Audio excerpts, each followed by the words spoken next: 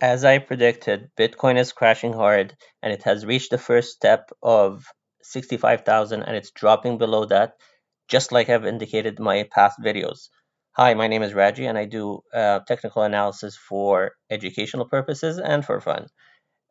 So everyone was telling you that Bitcoin is going to bounce back at 78, and then they dropped it to 77, then 76, then 75, and I kept saying they are not telling you the whole story. It is going to drop to 65,000 as the first stop, and then we'll reassess once again at that point that it could be dropping to even lower in the 50s. So this is what we're going to review today.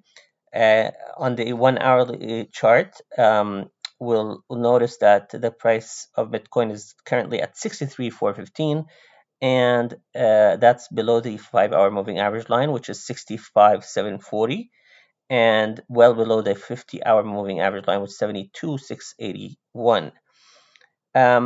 Now, if you look at the stochastic RSI, you'll notice that it's quite bearish still. It's 672, 7 points ahead of the signal. So the signal still has room to catch up, and that means that there will be more drop. And if you look at the MACD, it is increasing size of dark red rectangles, so looking bearish as well. And similarly on the TTM squeeze, long light pink, light purplish rectangles, which is yet another indication that the price is going to drop even more.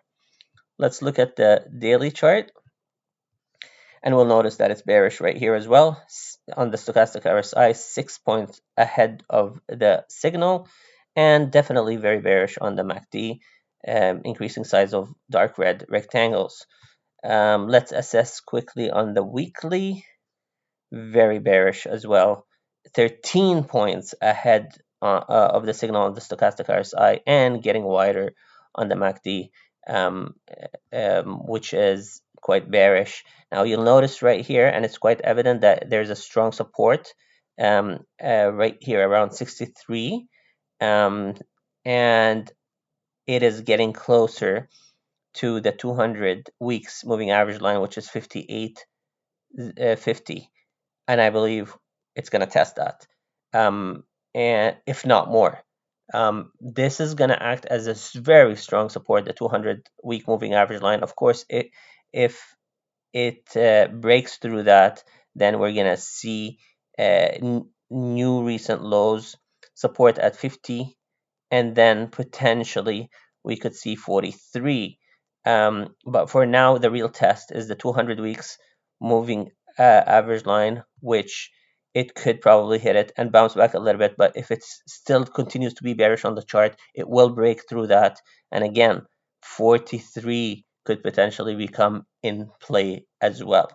So keep a close eye on this one, and think very wisely when it comes to this, because even notice that 50-week moving average line is closing in, turning around and wanting to drop in order to cross the 200 weeks moving average line. And if that happens, that's a death cross, and that means more drops will happen.